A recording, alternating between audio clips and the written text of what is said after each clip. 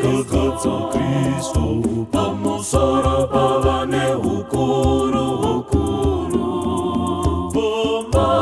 Vamadzishe navabati veumambo Mwari akaisa zvinhu zvose pasi peutongi hwaKristu. Akamugadza musoro wesangano, sangano rinova ndiro muviri wake.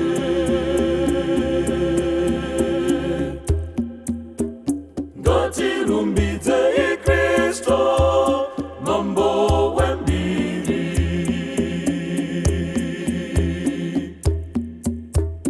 Nesimba rake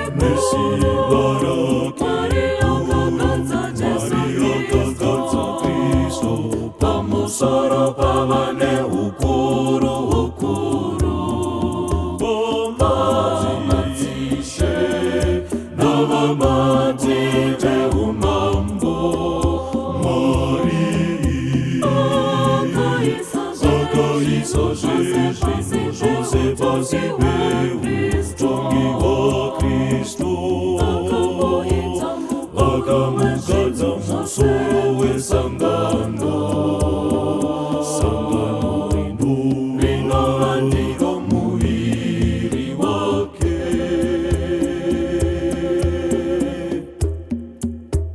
Kristu akazopiwawo zita, zita guru pasino kudenga, zita rinemukurumbira. Nesimba rake Maria kakadza Kristu pamusoro pavane ukuru ukuru. Vamadzishe navabati veumambo Mwari akaisa zvinhu zvose pasi peutongi hwaKristu. Akamugadza musoro wesangano, sangano rinova ndiro muviri wake.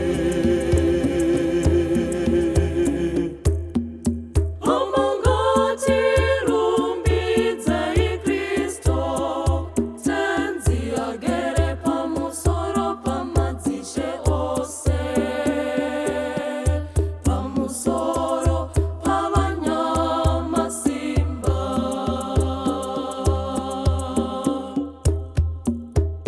Nesimba rake Maria kakadza Kristu pamusoro pavane ukuru ukuru. Vamadzishe navabati veumambo Mwari akaisa zvinhu zvose pasi peutongi hwaKristu. Akamugadza musoro wesangano, sangano rinova ndiro muviri wake.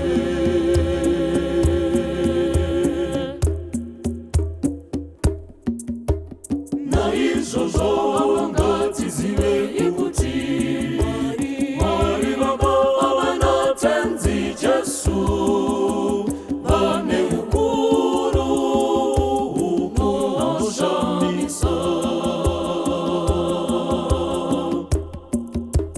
Mwari Baba tinofara, tinopembera nokukurudzira Jesu Kristu, musoro wesangano, akwira kudenga. Tauya nezvipo zvinobva mumbozi pemoyo, kuzopembera Kristu nokumuvuga vogamiro tenzi wembiri na izvozvo ngatizive ikuti Mwari Baba vana tenzi Jesu vane ukuru unoshamisa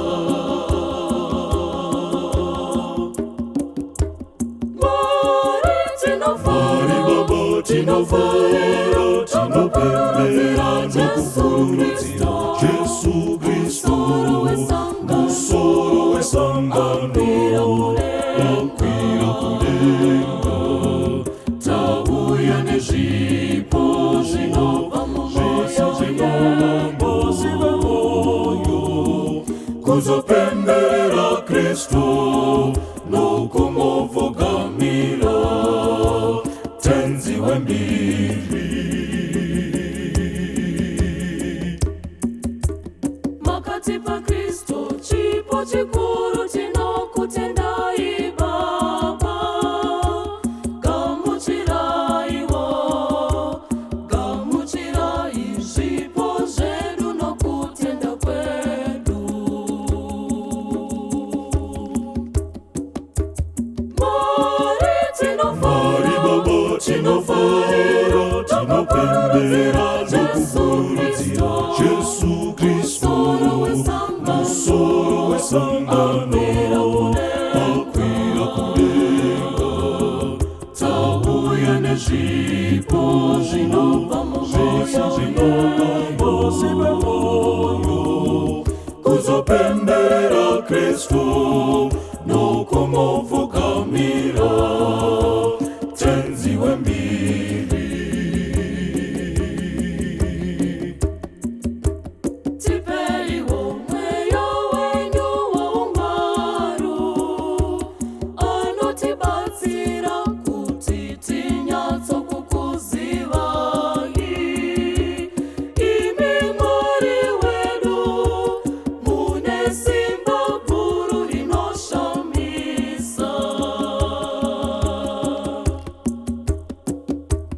Mwari Baba tinovara tinopembera nokukurudzira Jesu Kristu musoro wesangano akwira kudenga tauya nezvipo zvinobva mumbozi vemoyo kuzopembera Kristu nokumovhogamira tenzi wembiri